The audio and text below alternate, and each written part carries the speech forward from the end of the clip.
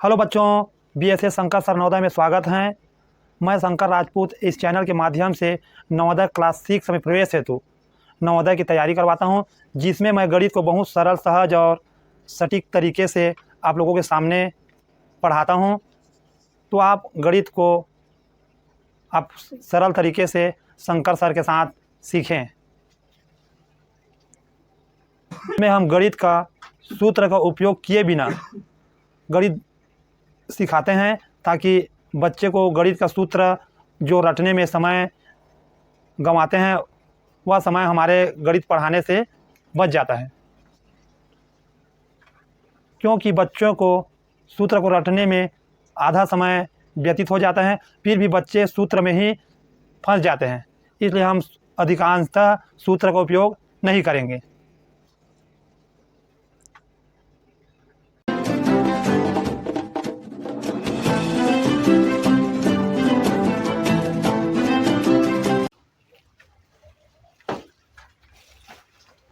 Hello प्यारे बच्चों, BSA Shankar sir Navodaya में स्वागत है।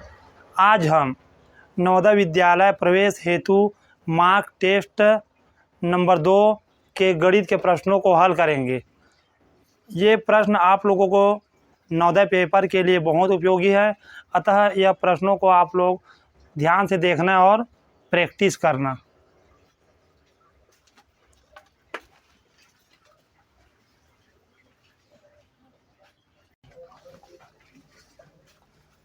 प्रश्न 41 है। इसमें कोष्टक में 3.75 का 10% धन 7.25 का 15%, इसको हल करके लाना है। उत्तर दशमलव में उत्तर लाना है ना, इसको दशमलव में परिवर्तित करो बोल रहा है। चलो इसको हल करते हैं। इसमें पहले कोष्टक में दिया ना, और का बोला है, तो कोष्टक के अंदर में का को पहले हल करेंगे। तो चलो करते हैं। तो पहले कोष्टक हो गए 3.75, का मतलब क्या होता है, गुणा, तो गुणा कर दिए। फिर ये हुआ 10%। अब देखो धन लगा है ना, धन का इस पार का अलग हो जाएगा और उस पार का अलग अलग कर देते हैं। तो इसको हम कोष्टक में लेते हैं, क्योंकि ऐसे में हमको मालूम होगा कि हम ये का वाले को पहले हल करेंगे। फिर धन है तो धन का लेते हैं, इसमें भी वही करेंगे, कोष्टक में ले लेते हैं 7.25 का 15%। अब इसको भी कोष्टक में कर लेते हैं। अब कोष्टक भी इसको पहले हल कर लेंगे, कोष्टक को। तो ये हो जाएगा 3 इसका यही, चलो हटा देते हैं इसका दशमलव। तो इसका दशमलव हटाएंगे तो क्या होगा, यहाँ दशमलव की जगह हम 1 और 1 अंक 2 अंक, तो 2 जीरो डाल जाएगा। फिर इसका दशमलव हट गया। इसका भी वैसे ही कर लेते हैं, दशमलव हटा लेते हैं पहले। दशमलव की जगह हम 1 और ये 2 अंक है तो 2 जीरो, इसका भी दशमलव हट गया। चलो अब इसको हम उतार लेते हैं साफ। तो हो जाएगा 375 बटे में क्या है, 100 हो जाएगा। फिर गुणा का चिन्ह, गुणा का चिन्ह। फिर क्या है, 10% का मतलब क्या होता है, 10/100 होता है ना। प्रतिशत का मतलब बटे में 100 होता है। प्रतिशत का मतलब बटे में 100, इसको ध्यान रखना। अब ये कोष्टक में है तो कोष्टक में ले लेते हैं। और ये धन, ये भी वही होगा। फिर कोष्टक के अंदर में 725 बटे में क्या है, 100, तो 100। और का मतलब यहाँ बदल दिए थे ना, यहाँ हमको बदलना चाहिए था, जब बदले हैं तो यहाँ भी का को हम गुणाई में बदल देते हैं, बदलते आए हैं। तो ये हो गया गुणा, तो यहाँ भी गुणा। और 15% मतलब 15/100 हो जाएगा। प्रतिशत का मतलब बटे में 100 होता है। ये जो चिन्ह दिख रहा है इसका मतलब होता है इसका बटे में होगा 100, यही है बस। कभी कभी इस तरह दे दिया आपका 10/100, तो इसका मतलब क्या है, 10% है ना। ये 100 में 10, तो इसको लिखेंगे क्या होगा, 10%। इस तरह होता है ये। तो इसको हल कर दें। इसको देखो, ये कटाएंगे तो कट जाएगा, लेकिन कटाना नहीं है, क्योंकि 1 जीरो वाला है और दशमलव में उत्तर लाना है। तो सीधा हम इसको गुणा करके दशमलव लगा देंगे, तो इसका गुणा हो जाएगा। तो ये हो जाएगा आपका 3, 7, 5, 375, एकम 375 और 1 जीरो डाल जाएगा, इस तरह हो जाएगा। अब इसका भी गुणा करेंगे तो 1 एकम 1 हो जाएगा। और कितना जीरो है, 1, 2, 3, 4, तो 4 जीरो डाल देंगे। ये हुआ आपका 4 जीरो। अब देखो दशमलव लगाना है, चलो इसको भी पहले कर देते हैं। ये भी हो जाएगा, वैसे इसका गुणा करना पड़ेगा ना।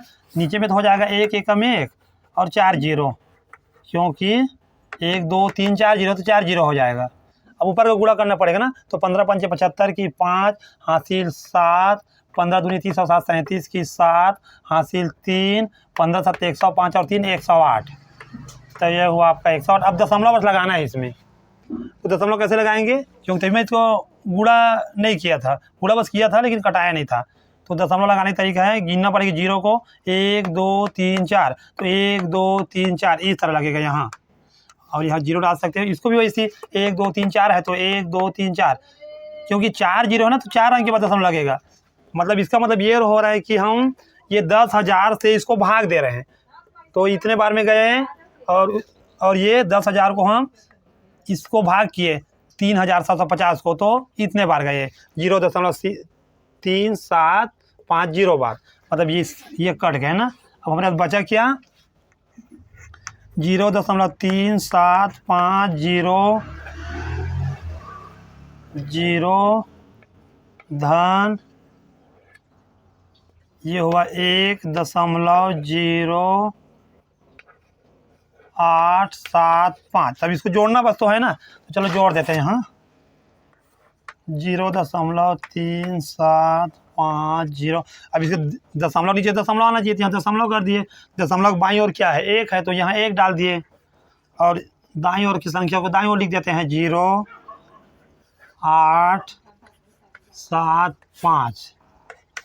जोड़ेंगे क्या आएगा, 5 की 5 आ जाएगा, 7 5 12 की 2 आ जाएगा, और 1 8 और 16 की 6 आ जाएगा, और 1 4 दशमलव है, दशमलव और 1।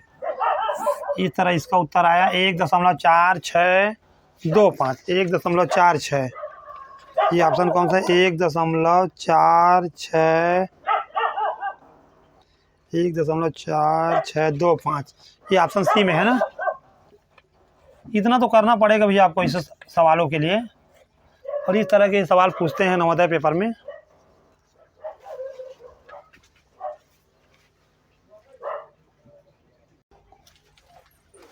तो अगला प्रश्न है 42। 1 से 11 तक कितनी अभाज्य संख्या है। हमको 1 से 11 तक अभाज्य संख्या बताना है ना। तो देखो हम इसमें सबसे पहले समझते हैं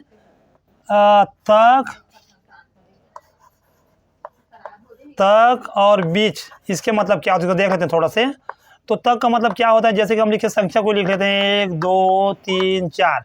अब इसमें हमको बताना है कि 1 से 4 तक कितनी संख्या है। तो 1 2 3 4, तो 4 संख्या, 1 से 4 तक 4 संख्या है। अब इसी में पूछ दिया 1 2 3 4। अब इसने बोला कि 1 से 4 के बीच कितना संख्या है, 1 से 4 के बीच, तो बीच बोला है ना, तो 1 के छोड़ देंगे, 4 को छोड़ देंगे, बीच में कौन सी संख्या है, 2 और 3, तो मतलब 2 संख्या बस है ना, तो 2 लिखेंगे। इस तरह इसमें अंतर होता है ना, त्वक और बीच को आपको समझना पड़ेगा, क्योंकि इससे बहुत सवाल बनता है ना। तो हम देखते हैं, हमको तक वाला पूछा है, तो तक वाले में क्या है देखना है, 1 से 11 तक अभाज्य संख्या। तो लिखते हैं 1 से 11 तक। तो ये हुआ 1, फिर 2, फिर 2 3, फिर 5, फिर 7, फिर 11।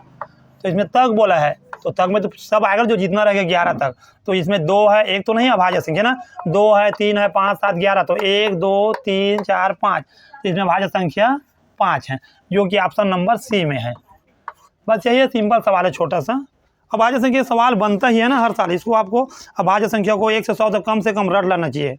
25 है अभाज्य संख्या 1 से 100 तक।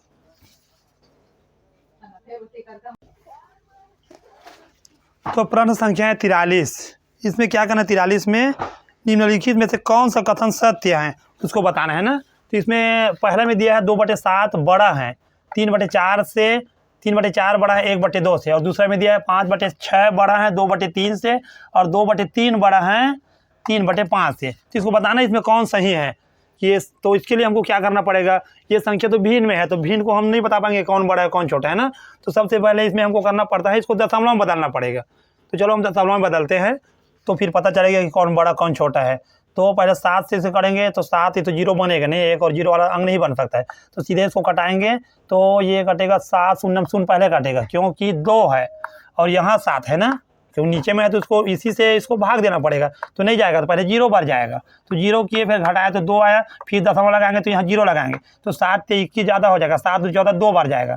इस तरह इसको हम किए 7 शून्य, फिर दशमलव लगाया, यहाँ 0 बढ़ा, तो 7 दूनी 14। इस तरह ये हुआ। अभी एक बार करके छोड़ देते हैं ना, यहाँ अभी और बचा है ना, यहाँ 6 बचा है। अभी 7 दूनी 14 कटा है बीच में, तो 6 बचेगा नहीं, तो अभी इसको छोड़ दिया है, क्योंकि अगर एक अंक में एक बार में अगर पता चल जाता है दशमलव के बाद एक अंक में कि कौन छोटा कौन बड़ा, तो आगे गुणा करने की जरूरत नहीं होता, सिर्फ हमको पता करना है कि कौन बड़ा है कौन छोटा है।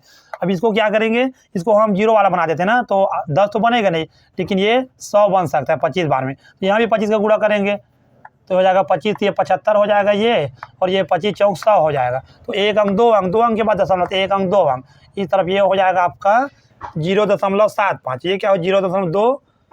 अब इसको हम भी करके देखेंगे तो इसको हम 10 बना सकते हैं 5 का गुणा करके, तो यहाँ भी 5 का गुणा कर देंगे तो ये हो जाएगा 5 एक कम 5, अब ये हो जाएगा 5 दूनी 10। ठीक, ये सब आना चाहिए ना आपको, ये तो बहुत बेसिक चीज़ें हैं ये। तो कितने बार में गया, एक 0 होता है, एक अंक के बाद दशमलव। देखो अब यहाँ ये पता चल गया कौन छोटा है कौन बड़ा है। ये 0.2 ये तो सबसे छोटा है ना, सबसे छोटा यही है, जबकि इसी को प्रश्न में सबसे बड़ा बता रहे हैं, क्योंकि 2/7 बड़ा है 3/4 से, ऐसे बोल रहा है ना। तो ये ऑप्शन तो आपका सही नहीं है, ये तो गलत यहीं से हो गया ना, ज़्यादा इसमें अपन को चेक नहीं करना है, इतना ही पता चल गया। अब इसको देखते हैं, इसको भी वही करेंगे। तो ये 6 में कितने बार में जाएगा, पहले 0 बार पढ़ेंगे, दशमलव लगाएंगे, 0 लगेगा, 6 8 48। अभी एक बार बस करके देखते हैं, अगर एक बार में जैसे ऐसे पता चल जाएगा तो आगे बढ़ाने की जरूरत नहीं है। अब ये 3, तो 3 शून्य शून्य, दशमलव लगेगा, 0 लगेगा, 3 6 18। चलो इसको भी छोड़ दे, अब ये आगे जा सकते हैं ना, लेकिन इसको देखो ये कितने बार में जाएगा, यहाँ 2 किए तो 5 दूनी 10 हो जाएगा। मैं ये वाले सिस्टम अपनाता हूँ इसलिए हूँ क्योंकि ये बहुत सरल सिस्टम होता है। ये 10 लगाया तो एक अंक के बाद दशमलव लग जाएगा, तो ये 3 दूनी 6 हो जाएगा, और ये 10 हो जाएगा। ये गुणा करेंगे तो, क्योंकि नीचे में 2 का गुणा करें तो ऊपर में 2 का गुणा करेंगे, तो इससे कोई प्रभाव नहीं पड़ता करने से।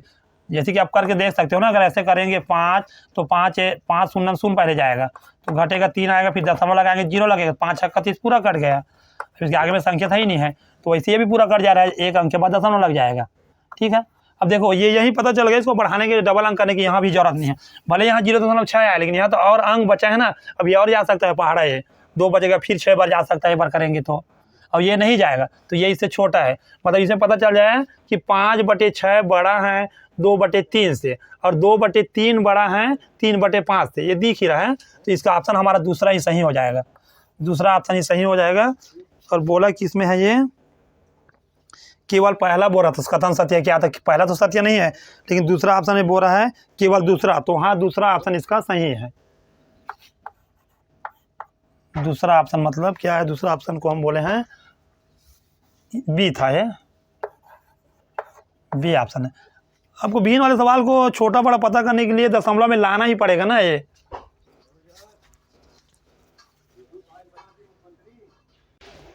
अब अगला प्रश्न है 44, देखते हैं 44 प्रश्न में क्या है। एक विद्यार्थी ने 7236 को 56 के बदले 65 से गुणा कर दिया। ठीक है, इसमें गलती कर दिया, वो 56 में करना था तो 65 से गुणा कर दिया। 7236 को पहले हम 56 से गुणा करके देखते हैं ना, इसको गुणा बस करना है, कुछ रखा नहीं है, और उसके बाद घटा देना जो उत्तर आता है। तो 6 6 36 की 6 इतना ही है ना, फिर पूरा सवाल बनाने के बाद गलत हो जाएगा। 7236 गुणी 56 सही है, तो हो गए 6 6 36 की 6 हासिल 3, 6 3 18 3 21 की 1, 6 3 18 और 3 21 की 1 हासिल 2, 6 दूनी 12 और 2 14 की 4 हासिल 1, 7 6 की 42 और 1 43। ये इतना आ गया। अब नीचे में इसका गुणा करेंगे, 5 का पारी आ गया, 5 6 30 की 0 हासिल 3 आ जाएगा, 5 या 15 और 3 18 की 8 आ जाएगा, हासिल 1 आ जाएगा, और 5 दूनी 10 और 11 की 1 हासिल यहाँ फिर 1 हो जाएगा, 5 7 35 और 1 36 हो जाएगा। तो 6 की 6 1 की 1 8 4 12 की 2 हासिल 1 3 और 2 5, यहाँ 6 और 4 10 की 0 हासिल 1 और ये 4। इस तरह इसका उत्तर है ये। अब इसमें क्या है, उसको 56 के बदले 65 से गुणा किया है, तो कितना अंक ज़्यादा है उसको पूछा है इसमें ना, कितना अंक ज़्यादा है पूछा, क्या पूछा है इसमें कर दिया, उसका उत्तर सही उत्तर से कितना भिन्न, कितना अलग है बोला, भिन्न मतलब अलग होता है। तो अब इसी को हम एक बार और गुणा करेंगे ना, 7236 गुणा इस बार 65 से करेंगे, तब तो पता चलेगा ना कितना भिन्न है कितना अलग है। तो देखो इसमें हमको पूरा गुणा करने की जरूरत नहीं, हमको मालूम है जब हम 5 से गुणा किए थे तो कितना आया था, इसे हमको गुणा करना है ना। तो 5 से यहाँ गुणा किए थे तो ये नीचे वाला था, तो इसी को हम लिख देते हैं। ज़्यादा हमको ये सब चीज़ नॉलेज होना चाहिए ना, ऐसा ऐसा होता है बोल के।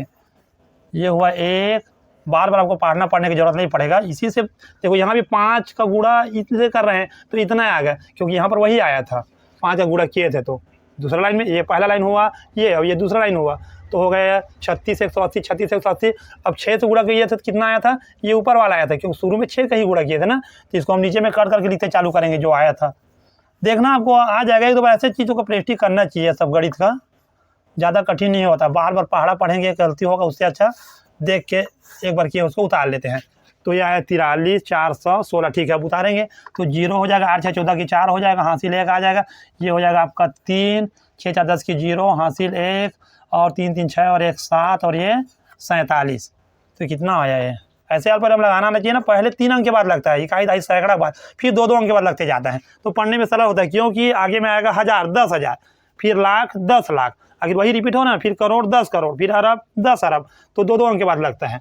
तो अब इसको हम घटाएंगे इससे, तो हो जाएगा ये 47 0 3 4 0, ये है 6 1 और ये हो गया 2, ये 5 0 4।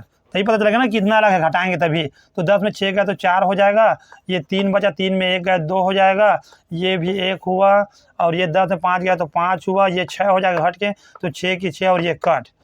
तो देखो कितना है यहाँ 65,124, 65,124। देखो ऑप्शन कौन सा है इसमें, पहला ही ऑप्शन में है ना, पहला ही ऑप्शन में है, ऑप्शन पहला दिया कि ये दिए है। चलो ठीक है, बस कुछ नहीं किया, गुणा किए हैं, फिर इसको हम कितना अलग उसको निकाल दिया घटा के।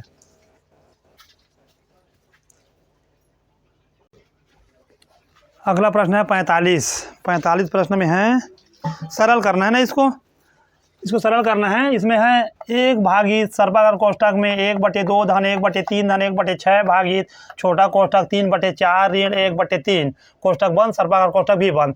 चलो इसमें हल करते हैं। इसमें भाग, इसमें तो बोर्ड मास का नियम लगा है क्योंकि भाग है, कोष्ठक है, जोड़ना है, घटाना है, सभी चीज़ है। तो सबसे पहले बोर्ड मास का नियम में क्या करेंगे हम, इसमें इसके अनुसार पहले हम देखेंगे छोटा कोष्ठक को हल करेंगे। तो चलो छोटा कोष्ठक को हल करते आते हैं।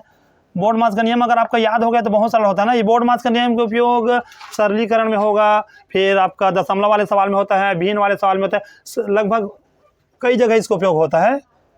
तो हो गया ये भागित, फिर सर्पाकार कोष्ठक, जो संख्या का भी काम नहीं करना है उसको वही का वही आपको लिखते जाना है। तो ये हो जाएगा आपका 1 भागित सर्पाकार कोष्ठक में 1/2 धन 1/3 धन 1/6, फिर भागित भागित, फिर छोटा कोष्ठक को पहले हल करेंगे ना यहाँ।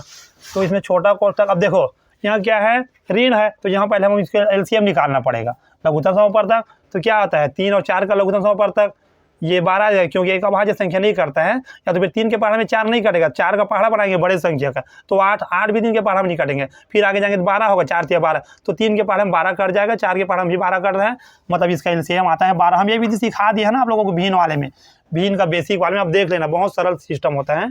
तो 4 3 12, 3 बार में यहाँ 3 का गुणा, और ये कितने बार में 4 बार, यहाँ 4 का गुणा, 3 3 9 हो जाएगा, और ऋण है तो ऋण का चिन्ह, और ये 4 एकम 4 हो जाएगा।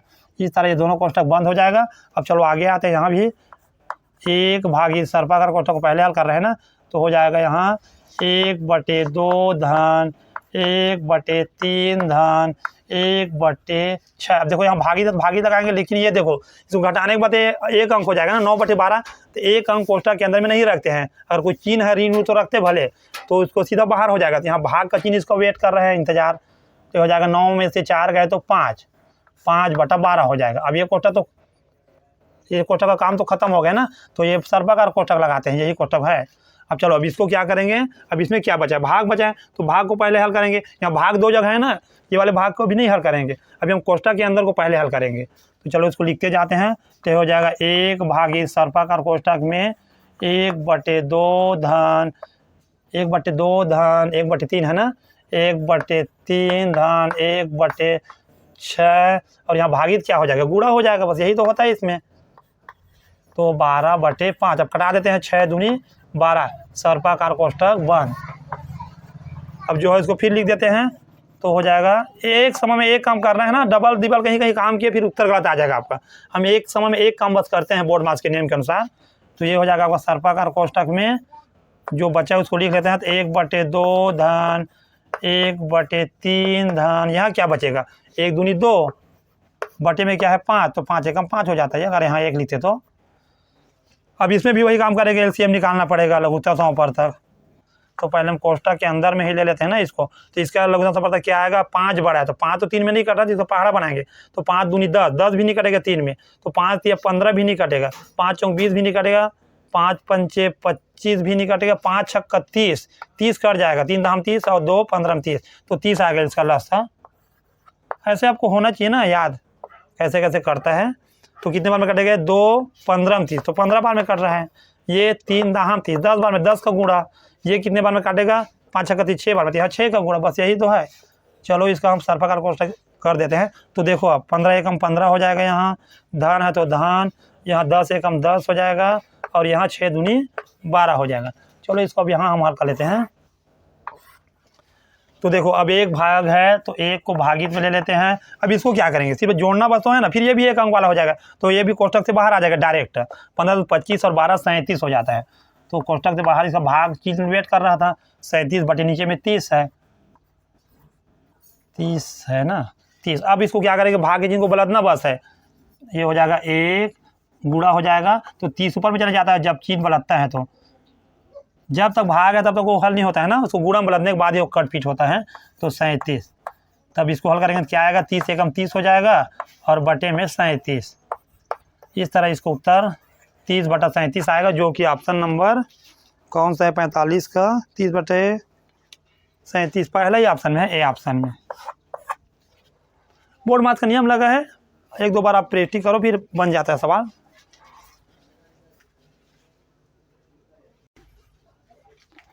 अगला प्रश्न है 46 ना इसमें।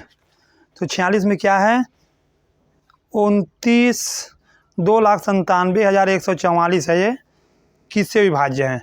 देखो इसको पढ़ने का सरल तरीका होता है, इस पर तो माल परिणाम लगाओ ना, बहुत सरल हो जाता है, क्योंकि पहले 3 अंक के बाद लगता है, फिर 2 अंक के बाद। अब देखो देखने से ही देख रहा है, ये आपका सैकड़ा वाला है, ये 1000 वाला है, ये लाख वाला है, तो 2,97,144 इस तरह सरल हो जाता है अगर दशमलव अल्प विराम लगा दिए तो।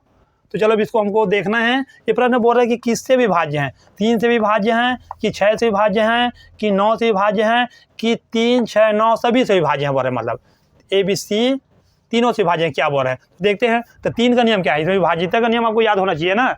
तो 3 के नियम क्या है, 3 के नियम में हमको सभी अंक को जोड़ के देखना है कि जोड़ने पर क्या वह 3 से कट जा रहे हैं। तो देखते हैं, 4 4 8 1 9 7 16 16 और 9 16 और 10 26 होता 9 है, तो 25 और 2 27 27 27 3 के पढ़ा हम आता 3 है 27, तो ये 3 से कट जाएगा, यहाँ तो सही है ये कट जा रहा है।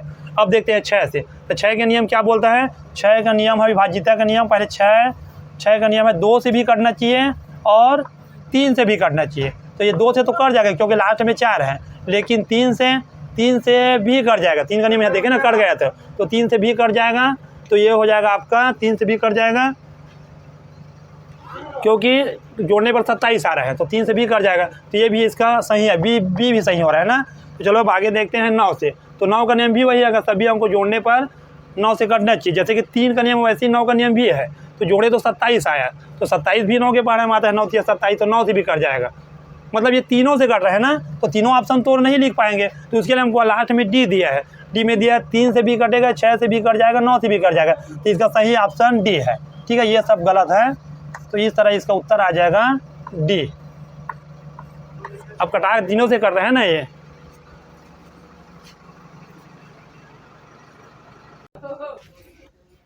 प्रश्न संख्या 47 में है 0.2 गुड़ी 0.2 का मान ज्ञात करना है ना। तो सिंपल इसको गुणा बस करना है, मान बस ज्ञात करना है। तो देखते हैं इसमें, तो 2 दूनी 4, इसमें हमको दशमलव को नहीं ध्यान देना है, सीधा अंक को गुणा कर देता है, तो 2 दूनी 4।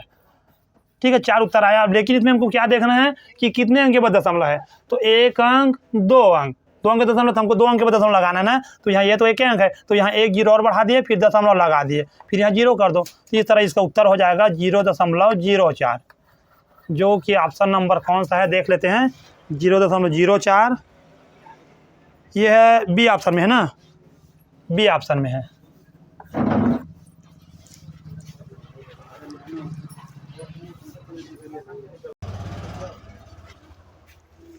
तो अगला प्रश्न है 48।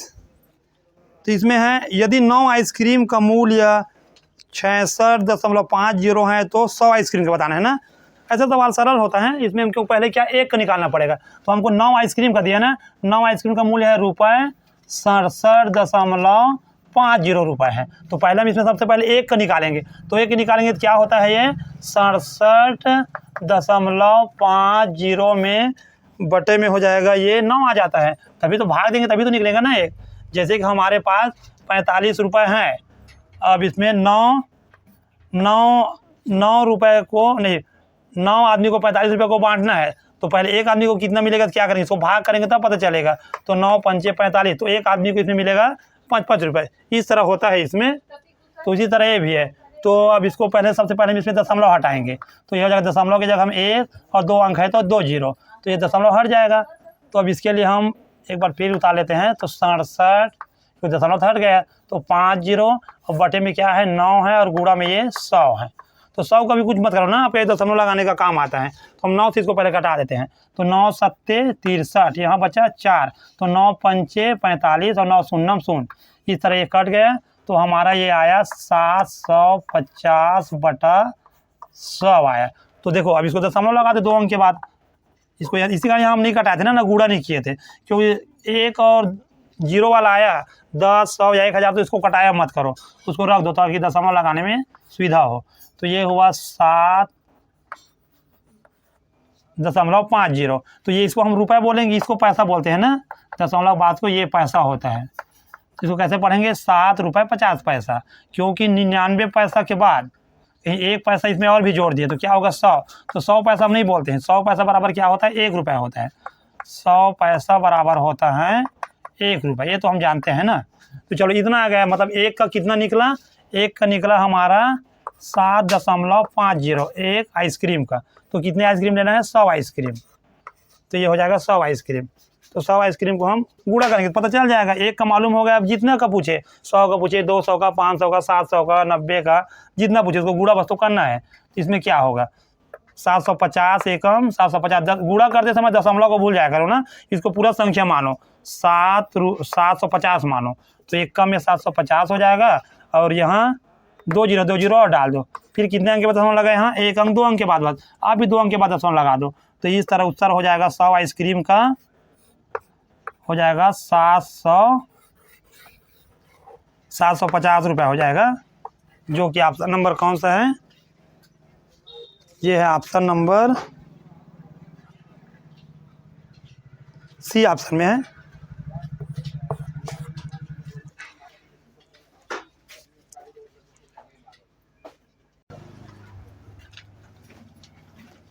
प्रश्न संख्या 49 प्रश्न में है, मोहन 5 किलोमीटर 52 मीटर बस द्वारा, 2 किलोमीटर 265 मीटर कार द्वारा और शेष 1 किलोमीटर 30 मीटर पैदल यात्रा करता है। उसके द्वारा यात्रा में तय की गई दूरी होगी। इसमें कुल दूरी पूछ रहा है, कितना दूरी तय कर रहा है बोल के यात्रा में। तो यात्रा में अलग अलग चीज़ से तय किया है ना यात्रा को। पहले तो 5 किलोमीटर और 52 मीटर बस से किया, उसके बाद 2 किलोमीटर 265 मीटर कार से किया, फिर जो बचा उसको 1 किलोमीटर 30 मीटर को पैदल किया। जैसे कि हम अपने सरगांव से धूम आएंगे तो पैदल आना पड़ जाता है, यहाँ बस नहीं चलता है। तो इस तरह है ना इसमें। तो चलो इसको क्या टोटल जोड़ के बताना है कितना दूरी वह तय किया। तो देखो ये क्या होता है, 3 अंक तक तो ये मीटर रहेगा। अगर हम मीटर को लिखते हैं तो जैसे कि 999 यहाँ तक ये मीटर हो जाता है। अगर इसमें एक भी और जोड़ देते हैं तो इसके बाद ये क्या हो जाएगा 0010, तो ये इसको हम किलोमीटर बोलेंगे। ये भी मीटर है ना, 1000 रहेगा तब तक मीटर है, लेकिन इसको हम क्या बोल सकते हैं 1000 बराबर 1 किलोमीटर का आएगा ये 1 किलोमीटर। इस तरह होता है मीटर और किलोमीटर में। इसको हम बदल भी सकते हैं ना। तो इसको बदलने के लिए क्या होता है, 1000 को हम 1000 के भाग देंगे, क्योंकि ये बड़े से छोटे से बड़े की ओर जा रहे तो भाग देना पड़ता है। तो 1000 एकम 1000, इस तरह यह 1 किलोमीटर बन जाता है। ये सब हम बेसिक गणित में सिखा चुके हैं कि कैसे किलोमीटर के मीटर बनाते हैं, मीटर को किलोमीटर बनाते हैं, ये सब हम बेसिक गणित में सिखा चुके हैं। तो ये हुआ, तो इसको जोड़ेंगे 5 2 7 हो जाएगा और 6 5 11, 11 3 14, 6 5 11 11 3 14, 14 की 4 हासिल 1 2 और 1 3, और उसके बाद ये आया किलोमीटर। ये मीटर होगा ना भैया, अभी हम बताए थे 999 तक ये मीटर ही रहेगा। तो मीटर, और ये हो जाएगा आपका किलोमीटर। किलोमीटर तो ये हो जाएगा 5 2 7 और 1 8, 8 किलोमीटर। 8 kilometre 347 metre. इसको लिखे कैसे ऑप्शन में, दशमलव इस बार ये किलोमीटर का आएगा और ये 347 इस तरह ऑप्शन में दिया है। कौन सा ऑप्शन है ये है ऑप्शन 49 प्रश्न का डी ऑप्शन है, और किलोमीटर डी ऑप्शन है। इसको सिंपल जो है प्रश्न को आपको पढ़ के समझना है ना क्या बोल रहा है। इसमें दूरी पूछ रहा है, कुल दूरी कितना तय किया है, इस तरह है।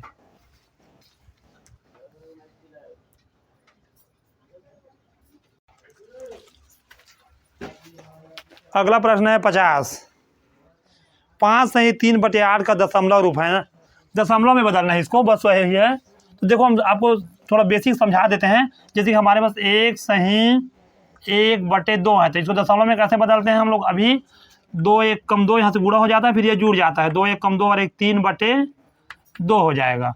2 1 कम 2 और 1 3/2 हो जाएगा। फिर इसको हम 2 से भाग देंगे तो यह जाएगा 2 1 कम 2। देखो आखिर यहाँ भी 1 आया ना, यहाँ भी 1 था, इसी को मैं समझाना चाह रहा हूँ। तो 2 1 कम 2 और यहाँ कितना बचेगा, फिर 1 बचेगा। फिर 1 को हम दशमलव लगाएंगे, तब यहाँ 0 लगाएंगे तो ये 10 हो जाएगा। फिर 2 5 6 10, इस तरह उसके उत्तर ये आएगा। लेकिन मैं बताने वाला हूँ कि ये 1 को आप कुछ मत करो, इसको 1 का 1 रहने दो। सिर्फ आप 1 को 2 से भाग करो, मतलब 1/2 का ही हल करो। तो ये कैसे होगा, 1/2 का हम हल बताते हैं आपको। ये इसको हम या तो 10 बनाओ, 2 को हर वाले को ना, या तो 100 बनाओ या 1000। तो सबसे पहले ये 10 बन सकता है 5 में। तो नीचे में जब 5 लिखे तो ऊपर में 5 लिखो गुणा करके, तो ये कितना आ जाएगा 5 एकम 5, और ये कितना आ जाएगा 5 दूनी 10। अब देखो एक अंक है 0, तो यहाँ भी 1 अंक के बाद दशमलव लगाओ। यहाँ 1 0 है तो यहाँ भी 1 अंक के बाद दशमलव लगा दो, इस तरह। तो ये कितना हुआ आपका, तो ये हुआ 1। और यहाँ क्योंकि ये संख्या कैसे लिखेंगे, इसको लिखेंगे तो इसको हम लिखेंगे 0.5 लिखेंगे नहीं इसको, ये। और दशमलव इस बार पूर्णांक में तो 1 था ही, तो 1 को आप इस पर रख दो, फिर वही सेम उतार दो, इस तरह होता है ये। तो वही अब ऐसा बनाने आपको आना चाहिए। तो चलो हम इसी तरह से इसको हल करते हैं। तो यहाँ पर आप 5, तो ये अगर हम गुणा करेंगे तो 8 5 40 और 3 43/8 बड़ा हो जाएगा। तो 5 को अब कुछ मत करो, 5 को वहीं रख दो। फिर यहाँ 3/8 को, अब इसको आप या तो 10 बनाओ, तो 10 तो बनेगा नहीं, 8 दूनी 16 ज़्यादा हो जाएगा, और 100 भी नहीं बनेगा। ये बनेगा 1000। किससे गुणा होगा, तो 125 से। मैं करके देख लूँ, आप लोग भी करके देख लेना। तो ऊपर में भी 125 का गुणा करो। अब देखो क्या आएगा, ये हो जाएगा, गुणा करते हैं तो 3 5 15 की 5। चलो यहाँ वाला अलग से कर देता हूँ। 3 5 15 की 5, हासिल 1 3 दूनी 6 और 1 7 और 3 एकम 3, 375 बटे में ये हो जाएगा 1000। अब इसको दशमलव लगाने में भाग देने से अच्छा होता है दशमलव लगाना। ये भी भाग ही दे रहे हैं ना इसको हम, 375 को मानो 1000 से भाग ही दे रहे हैं, यही होता है। तो कितने बार में जाएगा, पहले तो ये 0 बार में जाएगा, पहले 0 बार में जाएगा, फिर यहाँ हम दशमलव लगाएंगे, फिर यहाँ 1 0 लगाएंगे, ठीक, इस तरह होता है।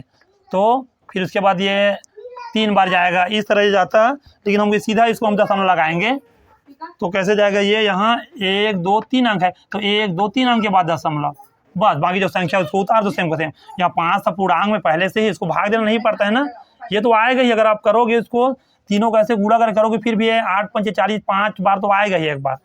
तो 5 फिर दशमलव दशमलव और फिर 3 7 और 5, इस तरह एकदम सरल भाषा में हो जाता है ये। 5.375, ये कौन से ऑप्शन में है, 5.375 पहला ही ऑप्शन में है ना, ये ऑप्शन में ही है।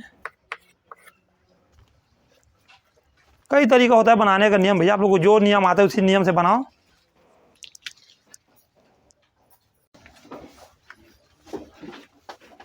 अगला प्रश्न है 51।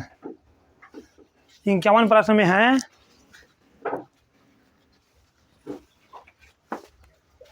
नौ किसी संख्या का 5% है तो वह संख्या क्या है। देखो इसमें ये प्रश्न बहुत कंफ्यूजिंग टाइप है ना, बच्चे इसमें फंस जाते हैं कि कैसे कहाँ से हल करें। इसमें बोला है 9 किसी संख्या का 5% है। 5% है तो वह संख्या क्या है बोला है, तो वह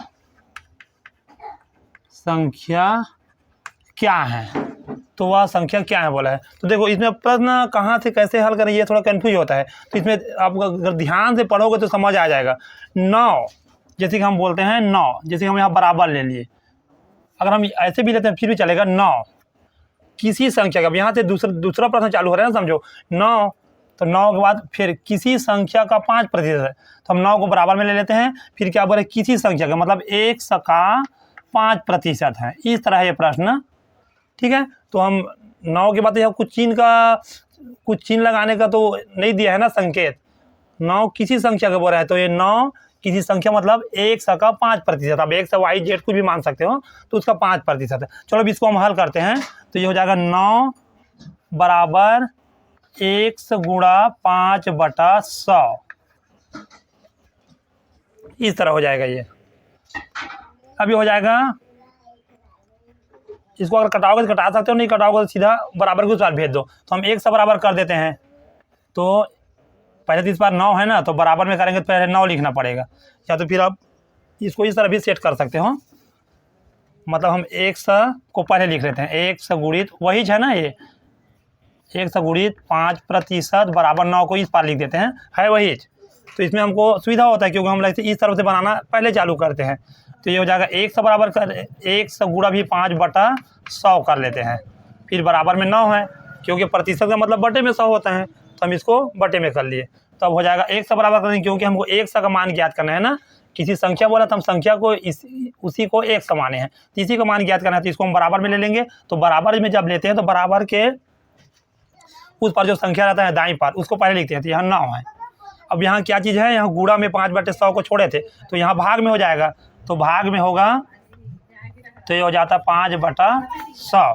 अब इसको हम फिर हल कर देते हैं, तो हो जाएगा 1 बराबर, तो भाग में तो हल नहीं होता है ना, तो इसको गुणा में बदलना पड़ता है, तो इसका क्या नियम है, ये ऊपर नीचे हो जाता है 100/5। इस तरह होता है, सिंपल होता है सवाल, लेकिन यहाँ पर आपको समझना पड़ेगा कि किसको कहाँ क्या चिन्ह के रूप में बोला है। तो यह बोला है अगर हम किसी संख्या को 1 मानते हैं फिर क्या करेंगे, तो फिर 5/100 करो या फिर 5%, तो कटा देते हैं, 5 दूनी 10 और ये हो जाएगा 5 शून्यम 0। इस तरह ये हुआ 1 बराबर में 1 का मान इसी को संख्या माने थे ना, 9 दूनी 18 और 1 जीरो का 1 जीरो लगा देते हैं, मतलब 180 आएगा 1 का मान, 180। देखते हैं ये ऑप्शन कौन सा है इसमें, 180 ऑप्शन डी ऑप्शन में है ना। देखो ये प्रश्न सही है कि गलत, हम 1 बराबर 100 आएगा कि नहीं आएगा, ये सही आएगा गलत, तो इसमें आप मान भर के रख भी देख भी सकते हो ना। तो चलो कर देते हैं, 1 की जगह हम 180 लिख देंगे, दिखा देते हैं हम आप लोगों को उत्तर का चेक करके कि सही है ऐसे बोल के। तो 9 बराबर 1 की जगह में क्या लिखेंगे, क्या लाए हैं 180, तो 180 लिख देते हैं, और गुणा की जगह में गुणा, और 5 है तो 5/100 है, ये वही चीज़ है ना ये, क्योंकि कटाना है 5% मतलब 5/100 होता है। तो यहाँ 1 जीरो 1 जीरो, और ये हो जाएगा आपका 5 दूनी 10 और ये हो जाएगा आपका 2 9 18। देखो आ गया ना बराबर दोनों साइड, दायां साइड बराबर बायां साइड, दोनों साइड 9 9 आ गए। मतलब समझो हमारा प्रश्न सही है, क्योंकि इसको 9 बराबर 1 गुणित 5% बोला है, तो यहाँ भी 9 आ गए, वहाँ भी 9 आ गए दोनों, मतलब इसका मतलब ये हुआ है, मानोगे तो ये भी 9 है और ये भी 9 है ना, भले यहाँ 1 गुणित 5/100 लिखे हैं। इस तरह होता है ये सब।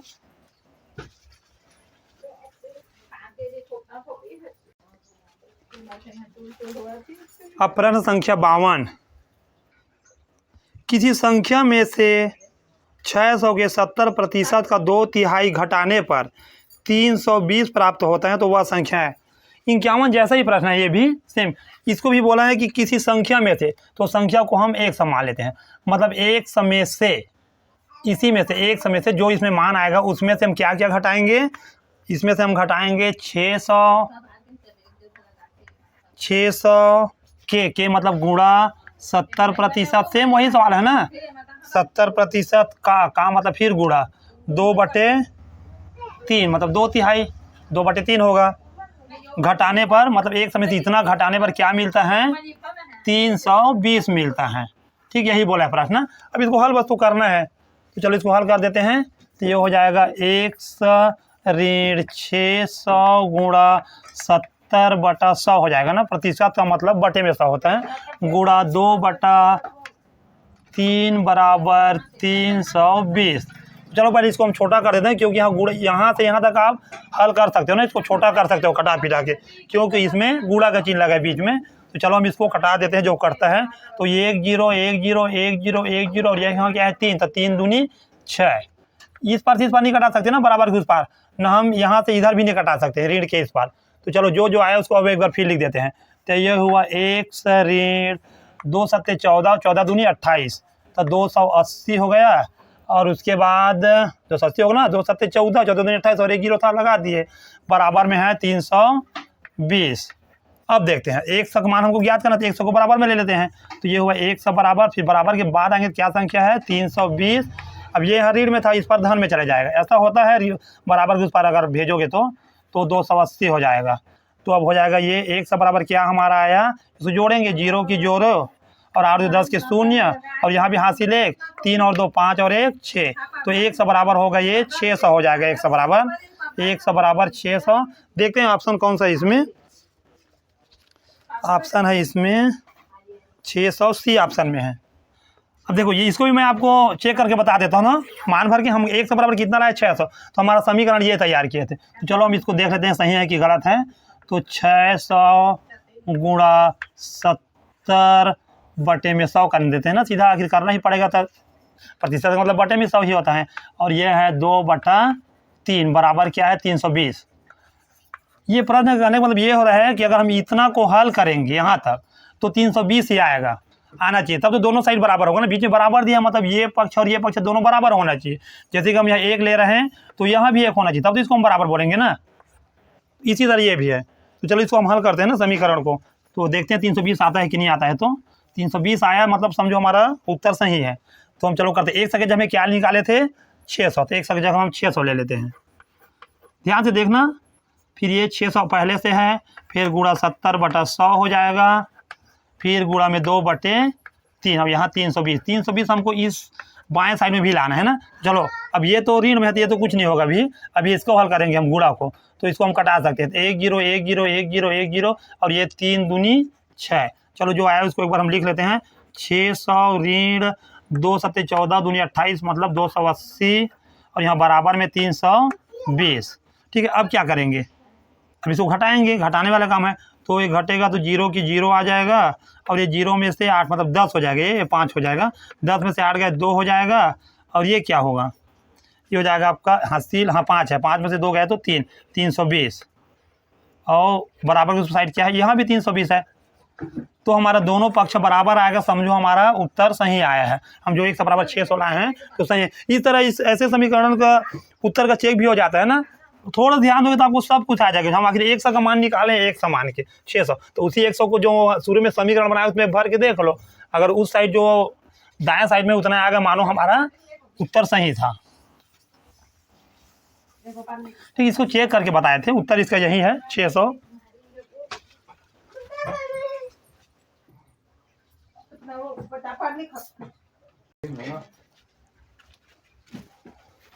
प्रश्न संख्या 53 प्रश्न में है 216, 288 तथा 720 का मसा निकालना है ना, महत्तम समवर्तक।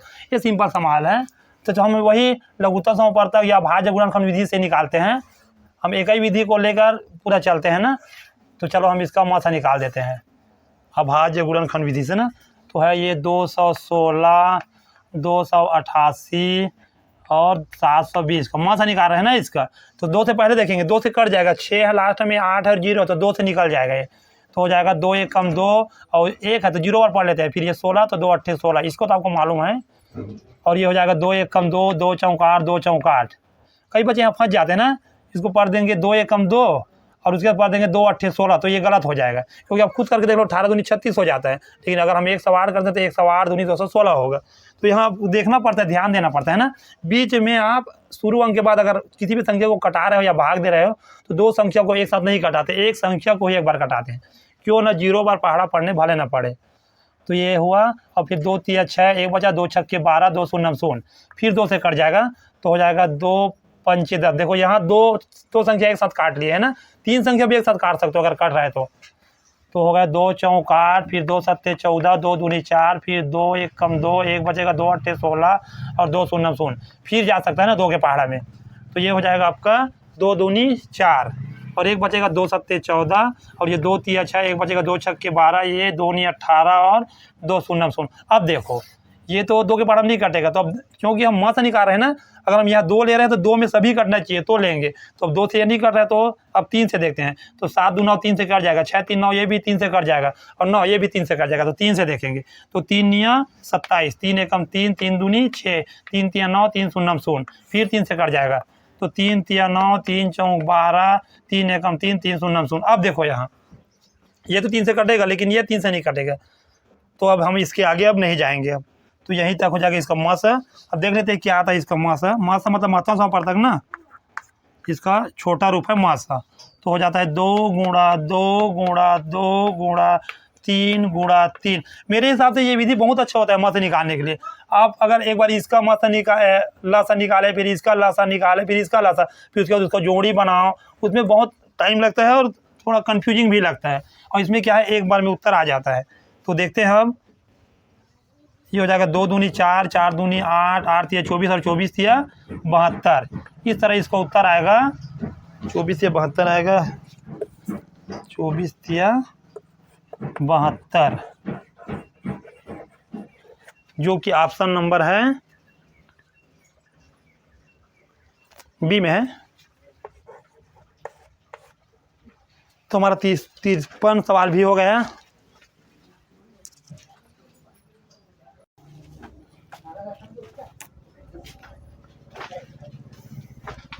प्रश्न संख्या 54। तो 54 प्रश्न में है आकृति की परिधि ज्ञात करना है। ये जो आकृति हमको दिया है इसको हम स्वास्तिक बोलते हैं, तो इसका हमको परिधि ज्ञात करना है ना। ये थोड़ा छोटे हो गए, ये यहाँ तक जाएगा, 1 मीटर है ये, ठीक है। ये आकृति का हमको परिधि ज्ञात करना है। परिधि का मतलब एक प्रकार का परिमाप होता है ना, तो इसका हमको परिमाप ज्ञात करना है। तो परिमाप क्या होता है, जैसे कि हम वर्ग लिए तो उसमें चारों भुजाओं का योग होता है, तो इसमें भी हम पहले एक भुजा का योग कर लेते हैं। तो देखते हैं एक भुजा में कितने आता है, इसको गिन लेते हैं ना। यहाँ 3 है और ये सामने में इसका 2 है, तो 3 और 2 5, 5 और 3 8, 8 और 4 12, 12 और 1 13, मतलब एक भुजा में कुल मिलाकर 13 आ रहा है, 13 मीटर आ रहा है एक भुजा में। परिमाप ही निकाल रहे हैं, इसका भी परिधि और परिमाप एक ही होता है। तो 13 मीटर आ रहा है, तो कितने भुजा हैं, 4 भुजा है, तो 4 से गुणा कर देते हैं। तो इस तरह ये हो जाएगा 13 चौक 52 मीटर, 13 चौक 52 मीटर होगा ना, क्योंकि हम परिमाप ज्ञात कर रहे हैं। क्षेत्रफल ज्ञात करते हैं तो वर्ग मीटर हो जाता है। तो इसका उत्तर आएगा 13 चौक 52 मीटर, जो कि ऑप्शन नंबर बी में है। एक भुजा को आप गिन लेना कितना हो रहा है, तो जोड़ लेना, टोटल कर लेना मतलब। तो ये होगा 3 और इसका सामने में 2 है, तो 3 2 5 हो जाएगा। फिर यहाँ 3 है तो 8 सामने में, फिर उसके 4 है 12 और 1 13, एक भुजा का तो 13 आ रहा है, तो ये बराबर है सभी भुजा ना इसका। तो ये हो जाएगा 4 से गुणा कर दो तो 13 चौक 52 मीटर आ जाएगा। इस तरह होता है परिमाप इसका, परिधि।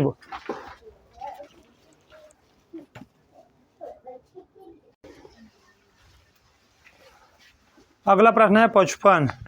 एक वस्तु को ₹1000 में बेचने पर लाभ उसी वस्तु को ₹800 में बेचने पर हानि के बराबर है।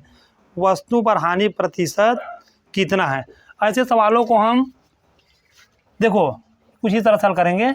इसमें वस्तु अगर हम 1000 में बेचते हैं तो लाभ होता है, 1000 में बेचने पर लाभ होता है, और इसी वस्तु को अगर हम 800 में बेचते हैं तो हानि होता है बोल रहे हैं। तो इसमें हम क्या करते हैं, पहले क्रय मूल्य बना लेते हैं। तो हमें दोनों को जोड़ देंगे, 1000 में हम 800 को जोड़ देते हैं ना, तो ये हो जाएगा आपका 1800 रुपये क्रय मूल्य हो गया। इसको क्रय मूल्य बनाए हैं।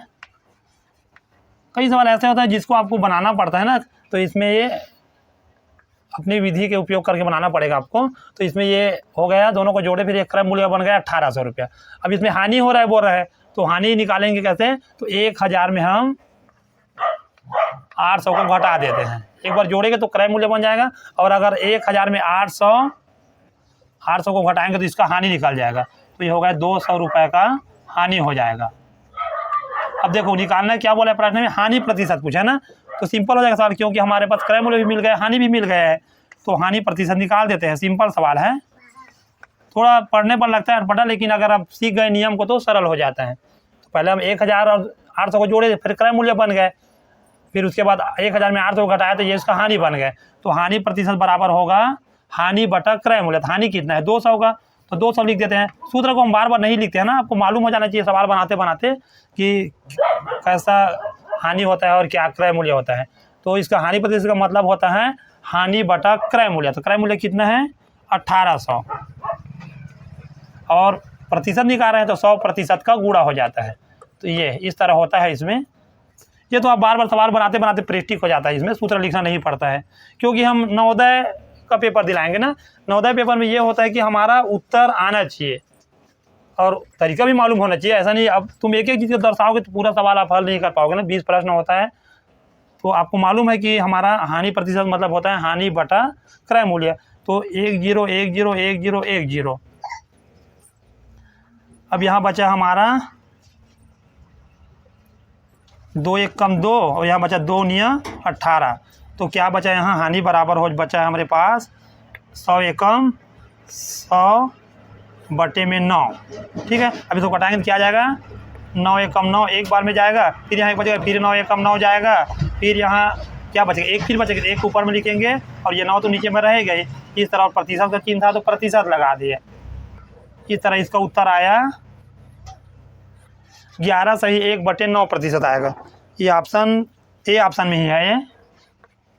ठीक है, इसको हम क्रय मूल्य पहले बनाए, क्योंकि 1000 में बेचने पर लाभ हो रहा था, 800 में बेचने पर हानि हो रहा था, तो हम दोनों को जोड़ दिए। हानि लाभ हो रहा था उसको जोड़ दिया, तो ये क्रय मूल्य बन गया 1800 रुपया। फिर हमको हानि भी चाहिए, तो हानि इसको घटाने पर निकल गया 200 रुपये का हानि, फिर हानि प्रतिशत निकाल दिए। इस तरह यह सवाल 55।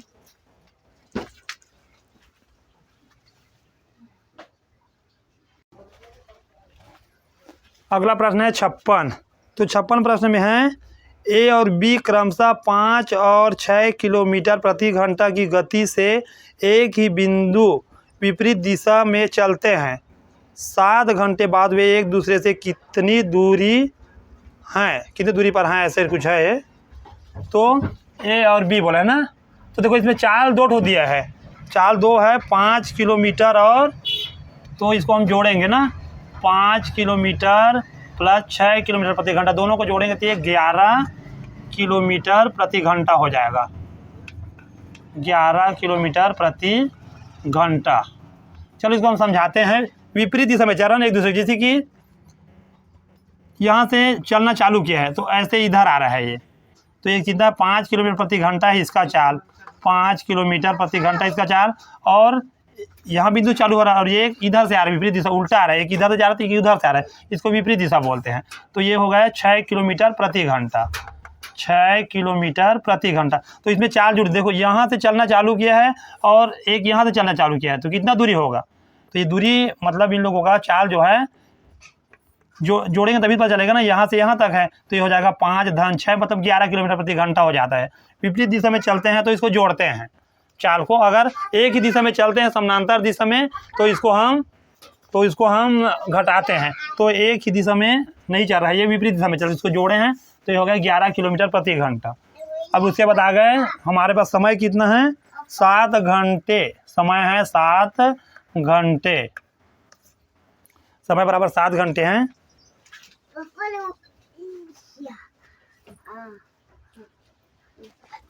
समय है 7 घंटे, तो हमको इसमें क्या निकालना है, दूरी निकालना है। तो दूरी बराबर हो जाएगा, दूरी बराबर हो जाता है चाल गुणा समय। ठीक है, चाल को आप लोग हमेशा समझना, अगर विपरीत दिशा लिखा है तो उसको चाल को जोड़ना पड़ेगा, अगर 2 चाल दिया है तो, और एक ही दिशा में बोलते हैं तो उसको घटाना पड़ता है। तो हो गए चाल बराबर नहीं, दूरी बराबर चाल गुणा समय, तो चाल कितना है 11 किलोमीटर प्रति घंटा, 11 किलोमीटर प्रति घंटा, और समय कितना है 7 घंटा, 7 घंटा। सूत्र में मान भर दिए। अब देखो इसमें ये बटे में है ना घंटा, तो ये घंटा और ये गुणा में है तो ये कट जाएगा, और उसके बाद हमारे पास क्या बचा 11 सत्ते 77 किलोमीटर बचा ना, किलोमीटर, क्योंकि हम दूरी ज्ञात कर रहे हैं ना, तो दूरी में किलोमीटर ही तो बस आना चाहिए ना, तो बाकी तो घंटा घंटा कट गया था। दूरी हमारा निकला 77 किलोमीटर।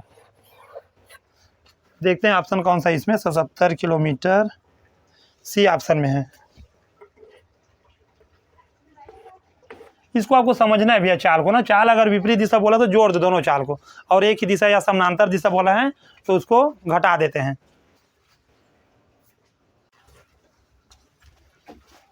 अगला प्रश्न है 57।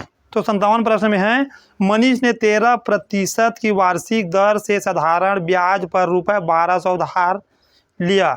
मनीष को 5 वर्ष के बाद कितनी धनराशि का भुगतान करना पड़ेगा? ये साधारण ब्याज का सवाल है। चलो इसमें देखते हैं कितना कितना क्या दिया है। तो इसमें पहले हमको पहचानना होता है ना क्या चीज़ दिया है। तो 13% मतलब दर दिया है। पर ऐसे लिख लो आप, मूलधन, दर, समय, साधारण ब्याज, मिश्र धन। और ऐसे लिखने से आपको बहुत सहायता होता है सवाल बनाने में। तो मूलधन की दर को पहले लिखते हैं, 13% है दर, और उसके बाद दिया है वार्षिक साधारण ब्याज पर 1200 उधार लिया। उधार लेना या उधार देना ये मूलधन कहलाता है। तो कितना है, 1200 रुपये। 1200 रुपये हो गया मूलधन।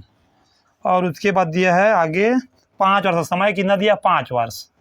अब देखो, अगर हमको देखना है, अगर इतना चीज़ लिखे हैं तो अगर शुरू का हमको 4 में से मूलधन, दर, समय और साधारण ब्याज में से 3 अगर मिल गए तो हमको सीधा सीधा सूत्र में मान भर देते हैं, इसका उत्तर आ जाता है। इसमें कुछ करना नहीं पड़ता है। तो हमारा सूत्र है, हम एक ही सूत्र से पूरे साधारण ब्याज का सवाल बनाते हैं ना। तो हमारा सूत्र हम लिखते हैं, देख लेना आप, मूलधन गुणित दर गुणित समय बराबर 100 गुणा साधारण ब्याज। हम 10 सूत्र नहीं याद करवाते हैं, इसी सूत्र से सभी सवाल बन जाता है। साधारण ब्याज, तो चलो मान भरते हैं। मूलधन कितना दिया है, 1200, 1200 लिख देते हैं। फिर दर कितना दिया है, 13, तो 13 लिख देते हैं। फिर समय है 5 वर्ष, तो 5 वर्ष बराबर 100 गुणा साधारण ब्याज। अब देखो, हमको यहाँ साधारण ब्याज याद करना, साधारण ब्याज नहीं दिया है। साधारण ब्याज निकलेगा तो हम मूलधन इसको जोड़ेंगे तो वही मिश्र धन होता है। सिंपल सवाल है। मिश्र धन क्या होता है, मूलधन और प्लस ब्याज। तो साधारण ब्याज को हम बराबर में ले लेते हैं ना, क्योंकि साधारण ब्याज याद करना है, तो इसको बराबर में ले लेते हैं। तो ये हुआ साधारण ब्याज बराबर में। जब बराबर में लिए इसको बराबर के भी इस पार आएंगे तो इस पार को लिखेंगे। यही है नियम ना, बराबर की इस पार की संख्या को लिखना पड़ता है अगर एक संख्या को बराबर किए तो इस पार है 1200 गुणा 13 गुणा 5। अब बटे में आ जाएगा, क्योंकि यह गुणा में है तो ये बटे भाग में आ जाएगा 100। तो कटा देते हैं 1 0 1 0 1 0 1 0। तो कितना है साधारण ब्याज हमारा साधारण ब्याज आया 12 पंचे 60 हो जाएगा, और गुणित 13 है ना, 12 पंचे 60। इसको हम गुणा कर दिए 12 पंचे 60, फिर गुणित 13, क्योंकि 12 13 का हमारा पहाड़ा याद नहीं है, 12 में 13 में कितना होता है, तो हम कर दिए 12 पंचे 60 गुणित 13। अब देख 13 का पहाड़ा हमारे 6 पर हम पढ़ सकते हैं, तो ये कितना आ जाएगा, अगर पहाड़ा पढ़ेंगे तो आ जाएगा 13 छक्के 78, और एक 0 लगा देते हैं तो यह जाएगा 780। ब्याज हमारा निकला साधारण ब्याज 780। ये भी उत्तर नहीं है ना, अब ये ब्याज निकला है। अब क्या ज्ञात करना हमको ज्ञात करना है मिश्र धन। तो मिश्र धन क्या होता है, बताया था मैंने। मिश्र धन बराबर मूलधन और धन साधारण ब्याज होते हैं। तो मूलधन कितना है हमारा 1200 रुपये, तो इसको 1200 लिख देंगे। धन ब्याज कितना निकला है 780, तो 780 लिख देंगे। तो इसको जोड़ेंगे तो 0 की 0 आ जाएगा, 8 की 8 आ जाएगा, और ये 7 और 2 जोड़ेंगे 9 हो जाएगा, और ये 1, तो हो जाएगा हमारा मिश्र धन निकला 1980 रुपया। देखते हैं कौन सा ऑप्शन में सरल होता है साधारण ब्याज का सवाल। इतना सरल सवाल तो अब नहीं पूछता है, बहुत दिन हो गए, लेकिन फिर भी आपको प्रैक्टिस तो करना ही है। डी सवाल डी में है।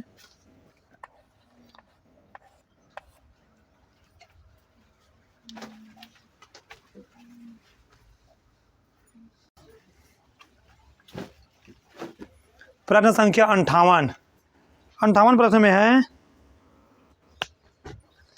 एक दुकानदार एक वस्तु पर ₹320 कीमत अंकित करता है। अंकित करता है मतलब कोई भी सामान होता है उसका रेट वो लिख देता है। जैसे कि ये कपड़ा है मान के चलो, इसमें ये लिख दिया 320 रुपये, 320 रुपये लिख दिया। और प्रश्न बोल रहे हैं 320 रुपये लिख दिया इसमें ना, इस अंकित करना मतलब उसमें लिख देना 320 रुपये।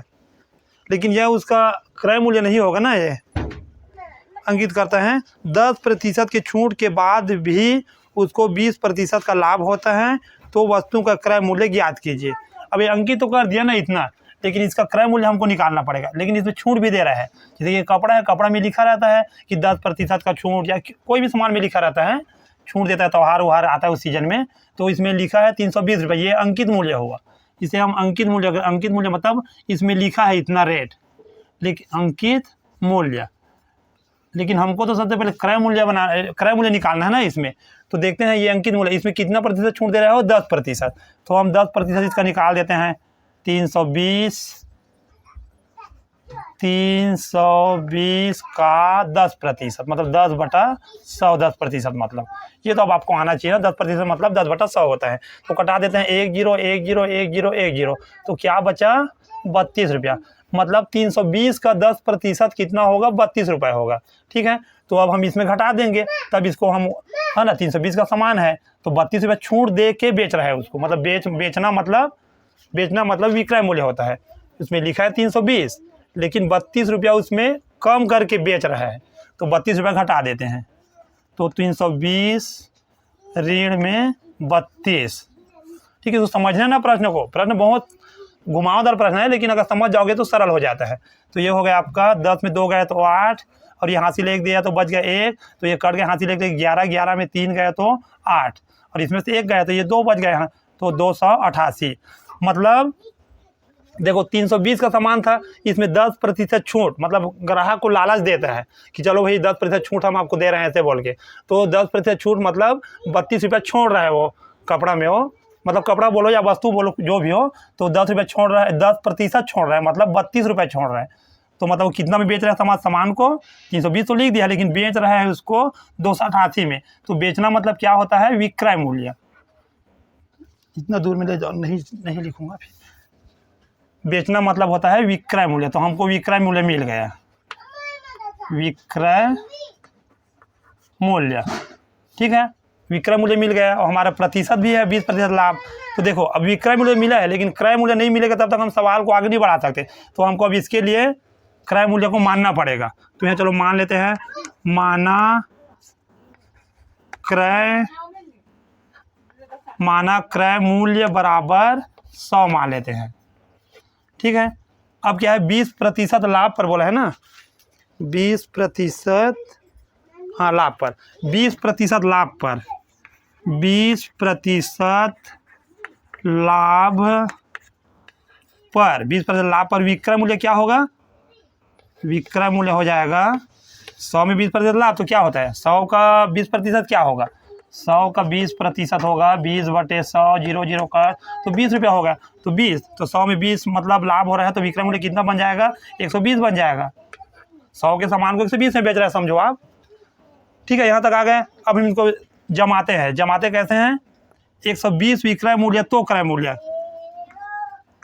120 विक्रय मूल्य तो क्रय मूल्य। अगर हम 120 विक्रय मूल्य मारे तो क्रय मूल्य क्या है हमारे पास, 100 है, 100 हो गए। ठीक है, यहाँ तक। अब हम 1 रुपये विक्रय मूल्य लेंगे तभी तो हमको निकालते बनेगा ना। अब हम लेते हैं 1 रुपये विक्रय मूल्य, 1 रुपये विक्रय मूल्य तो क्रय मूल्य। जब 1 रुपये विक्रय मूल्य लेंगे तो क्रय मूल्य हो जाएगा, बटा में हो जाएगा, तो ये 100 ऊपर चले जाएगा और ये 120 इसके नीचे में आ जाएगा। बस यही होता है। अब देखो आगे में क्या है, सरल है सवाल। अब सवाल लगभग अब जम गए अब हमको, क्योंकि क्रय मूल्य ज्ञात करना था, क्रय मूल्य को हम यहाँ जमा ले। इसी को देखना, जो ज्ञात करना रहता है उसको यहाँ जमाना पड़ता है। अगर विक्रय मूल्य ज्ञात करना रहता तो हम क्रय मूल्य को यहाँ लेते, ऐसे विक्रय मूल्य निकल जाता है। ये विधि का उपयोग करना नहीं पड़ता है, इसका 1-2 बार आप प्रैक्टिस करोगे तो आ जाते हैं। बहुत मस्त सिस्टम है ना क्रय मूल्य निकालने के लिए। क्रय मूल्य अगर तुमको कभी भी निकालना है तो माना 100 रुपये क्रय मूल्य मानना पड़ेगा। तो इसके हिसाब से अगर लाभ दिया है तो अगर 20% लाभ दिया तो 120 हो जाएगा, इसका विक्रय मूल्य। अगर 20% हानि देता तो ये 80 हो जाता, उसमें 100 में 20 घटा के लिखते, इसको बनाते। तो हम कहाँ आए थे, क्रय मूल्य हो गया। तो देखो अब करते हैं, हमारा विक्रय मूल्य कितना है, 288 था, 288 विक्रय मूल्य तो क्रय मूल्य, तो क्रय मूल्य कितना हो जाएगा, देख लो 288 क्रय मूल्य तो 100/120 गुणा में 288। ठीक है, पहले हम 1 रुपये विक्रय मूल्य लिया, लेकिन हमारे पास तो विक्रय मूल्य है ना, तो हम इतना के ले लिए, तो ये अब गुणा में चले जाएगा। तो अब जो कटा तो जो कट रहा है उसको, तो 1 0 यहाँ से कट जाएगा, 12 दूनी 24, 12 3 36 याद होगा, 12 दूनी 24, फिर 4 बचेगा, तो 12 चौक 48। अब देखो क्या क्या बचा है, यहाँ तो 10 बचा है और यहाँ 24 बचा है, तो इसको गुणा कर दो तो हो जाएगा 24 से कम 24 का पढ़ा 10 बार पढ़ने की जरूरत नहीं है। अब 24 का पढ़ा एक बार पढ़ो, 24 से कम 24 और 1 0 लगा दो। बहुत सरल तरीका होता है गुणा करने का ना, अगर सिस्टम मालूम होगा सवाल आपको बहुत जल्दी मालूम हो जाए, बन जाएगा। बस तरीका मालूम होना चाहिए, गुणा भाग करने का सबका विधि रहता है याद करने का। तो ये 240 आया, रुपये 240। देख लो कौन से ऑप्शन में है, तो ये पहला ऑप्शन ए ऑप्शन में ही है। ठीक है, यहाँ को आप समझ जाना, क्योंकि वो अंकित मूल्य वो लिखा था 320 रुपया, लेकिन हमको उसमें 320 लिख देता ना, दुकान में जाओगे। अगला प्रश्न है 59 प्रश्न में है 5 पैसे और 10 पैसे के कुल 90 सिक्के हैं, मतलब 5 पैसे और 10 पैसे को मिलाकर कुल मिलाकर 90 सिक्के हैं। सभी सिक्कों का मूल्य रुपए में 7 हैं, तो इसमें 5 पैसे के कितने सिक्के हैं। चलो ठीक है, देखते हैं इसको। अच्छा सवाल है 59 प्रश्न। तो टोटल सिक्का कितना है दोनों मिला के 90। ठीक है, समझते जाना है आपको।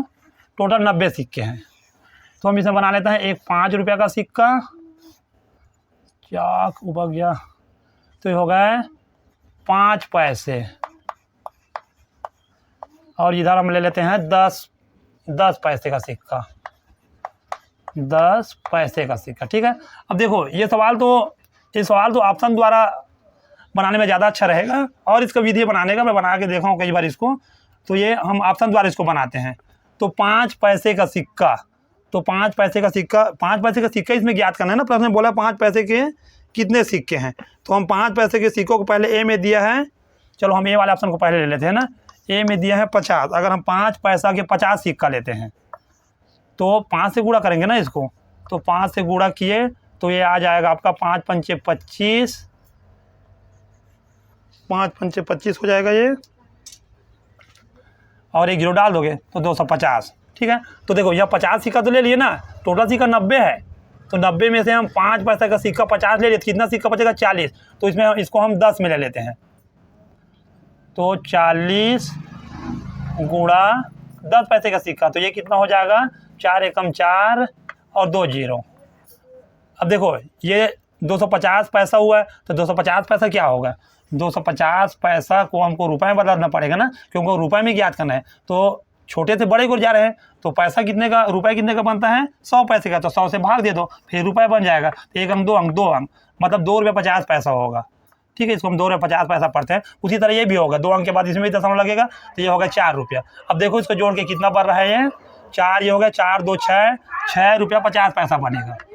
ठीक है, लेकिन हमको ज्ञात क्या करना था, 7 रुपये लाना है ना, हमको रुपये 7 लाना है। बोला है कि टोटल 7 रुपया बनना चाहिए मूल्य, तो अभी हमारा बना है ये 6 रुपये 50, तो ये ऑप्शन में तो नहीं आ रहा है। ठीक है, तो अब दूसरा ऑप्शन दिया है बी में कितना दिया है, बी में 45 दिया है, मतलब यहाँ पर 5 पैसे का सिक्का 45 नग लेंगे, तो 45 से 5 में गुणा करेंगे, क्योंकि 5 रुपये का सिक्का ले रहे हैं।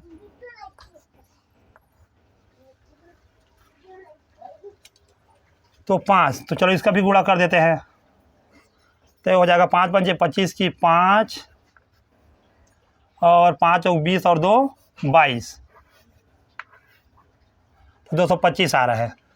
तो इसको भी हम रुपए में बदल देंगे ना, भी ये पैसा है, क्योंकि पैसा से गुणा कर रहे हैं तो पैसा है, तो 2 अंक के बाद इसमें दशमलव लग जाएगा, वही भी जो ऊपर में किए थे, क्योंकि 100 से भाग देना पड़ता है ना। और ये अब यहाँ कितना सिक्का बचा, 45 तो ले लिए 90 में से, तो यहाँ 90 सिक्का है, तो 90 में से 45 लेंगे तो 45 सिक्का यहाँ बचेगा 10 रुपये 10 पैसा के लिए। तो इसको 10 से गुणा करेंगे तो ये हो जाएगा आपका 45 एकम 45 और 1 जीरो। तो यहाँ भी अब हम 2 अंक के बाद दशमलव लगाएंगे, इसको रुपये में बदलेंगे। अब ये रुपये हो जाता है ना, दशमलव लगाए मतलब रुपये, 4 रुपये 50 पैसा गिनेंगे इसको। तो देखो यहाँ 4 रुपये, यहाँ 2 रुपये, 4 2 6 रुपये यहाँ भी हुआ, और पैसा कितना हो जाएगा 50 पैसा और 25 पैसा 75 पैसा। 100 पैसा बढ़ेगा तब इसको 1 रुपये बोलते हैं ना, और 2 अंक के बाद दशमलव, तो यहाँ 6 रुपये 75 पैसा आया, जबकि हमको 7 रुपये लाना है। तो अब अगला ऑप्शन सी है, सी को देख लेते हैं। अब सी में क्या है, सी में दिया है यहाँ 40, सी में दिया है 40, तो 40 दिया है, तो 90 में से हम 40 सिक्का ले रहे हैं ना, 50 5 पैसे का 40 सिक्का, 5 पैसे का 40 सिक्का ले रहे हैं, तो ये हो जाएगा 5 पैसे का 40 सिक्का। तो इसे 5 से गुणा करेंगे तो ये हो जाएगा 5 शून्यम शून्य और 5 चौक 20, 5 चौक 20। तो अब 2 अंक के बाद दशमलव, इसको पैसा से, ये पैसा था इसको रुपये में बदलेंगे। मैं रुपये में बदल के आपको दिखा दिया हो ना। कोई भी अंक को अगर रुपये में बदलेंगे, जैसे कि हमारे पास 200 पैसा है, पैसा को अगर हम रुपये में बदलते हैं तो किसे छोटे से बड़े को जा रहे हैं तो 100 से भाग देंगे इसको। तो 1 अंक 2 अंक, 2 अंक के बाद दशमलव, मतलब 2 रुपये हो जाएगा। ये दशमलव में 0 का कोई मतलब नहीं होता है, तो इस तरह होता है। तो इसको बदले तो 2 रुपये होगा। अब यहाँ कितना बचा, 90 में से 40 सिक्का लिए तो 50 सिक्का बचेगा ना, 90 सिक्का है तो 40 तो ले लिए। तो अब जो 50 सिक्का बचा है उसको हम 10 पैसा से गुणा करेंगे, तो इस तरह हो जाएगा 5 एकम 5। अब यहाँ 1 जीरो 2 जीरो, 1 जीरो 2 जीरो, तो इसको भी रुपये में बदल देते हैं। तो इस तरह ये हुआ आपका 5, और यहाँ पर 2 रुपये था, 7 रुपये, और दशमलव अगर 0 डालोगे डाल सकते हैं, इससे कोई मतलब नहीं है। तो ये होगा 7 रुपये पर। अब हमको 7 रुपये ही चाहिए था, तो इसका करने का मतलब ये हुआ है, सी ऑप्शन में आया है उत्तर इसका। मतलब 5 रुपये का हमको 5 पैसे का 40 सिक्का लेना पड़ेगा, यही इसका कहने का मतलब है। 5 रुपये का 40 सिक्का लेना पड़ेगा। तो 5 रुपये का 40 सिक्का, तो 5 पैसे के कितने सिक्के हैं, तो 5 पैसे के 40 सिक्के होंगे, जो कि ऑप्शन नंबर सी में है। थोड़ा कन्फ्यूजिंग सवाल है, अगर ऐसे आपको चेंज करने आता है तो सवाल कोई कठिन नहीं है।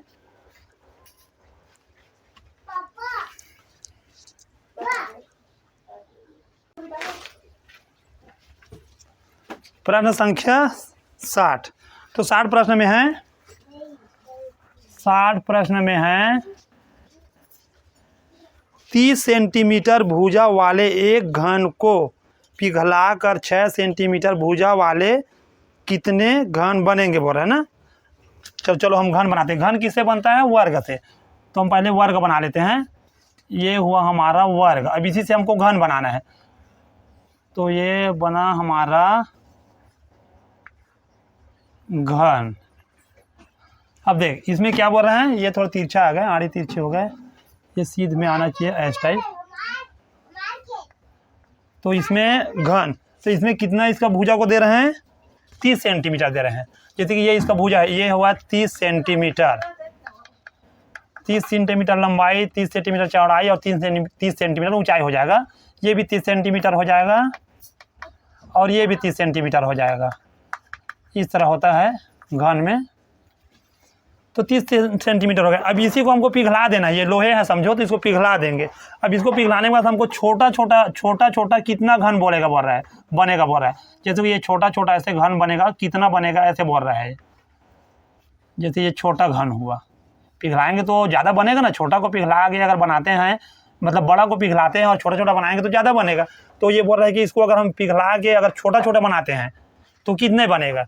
तो इसके लिए हमको क्या करना पड़ेगा, ये 6 सेंटीमीटर का रहेगा ना, प्रथम में हाँ 6 सेंटीमीटर दिया है, ये 6 सेंटीमीटर का रहेगा जो बनेगा। इसका लंबाई चौड़ाई और ऊंचाई 6 सेंटीमीटर और ये भी 6 सेंटीमीटर। तो इसमें करना क्या है, अगर हमको एक को ज़्यादा बनाना होता है तो पता करना होता है तो भाग देना पड़ता है ना। तो हम इसको भाग दे देते हैं, तो हो गया 30 सेंटीमीटर गुणित 30 सेंटीमीटर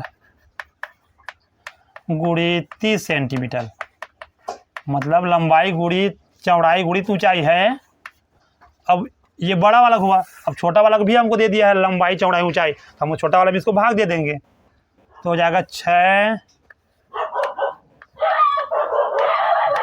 सेंटीमीटर गुणित 6 सेंटीमीटर गुणित 6 सेंटीमीटर, इस तरह। अब देखो ये सेंटीमीटर, ये सेंटीमीटर, ये सेंटीमीटर, ये सेंटीमीटर, ये सेंटीमीटर, ये सेंटीमीटर, पहले काट दिए। अब 6 से 6 पंचे 30, ये भी 6 से 6 पंचे 30, ये भी 6 से 6 पंचे 30, तो कितना बचा हमारे पास? 5 बचा, वहाँ भी 5 बचा, यहाँ भी 5 बचा, तो क्या हो जाएगा? 5 पंचे 25, 25 पंचे 125, 125। ये ऑप्शन नंबर किस में है? ये है ऑप्शन नंबर बी में है। इसका कहने का मतलब ये हो रहा है, अगर हम 30 सेंटीमीटर भुजा वाले घन को अगर पिघला के छोटी 6 सेंटीमीटर भुजा वाले बनाते हैं तो 125 नग बनेंगे। क्या बनेंगे? क्या चीज़ दिया इसमें? कितने घन बनेंगे? तो 125 घन बनेंगे, छोटा छोटा, ऐसा छोटा छोटा इसका अगर पिघला बनाते हैं तो 125 नग बनेगा। अगर हमारा वीडियो आपको पसंद आया होगा तो हमारे चैनल को सब्सक्राइब कीजिए और वीडियो को लाइक कीजिए, ताकि हमको और अच्छे से अच्छे वीडियो बनाने में प्रोत्साहन मिले। धन्यवाद।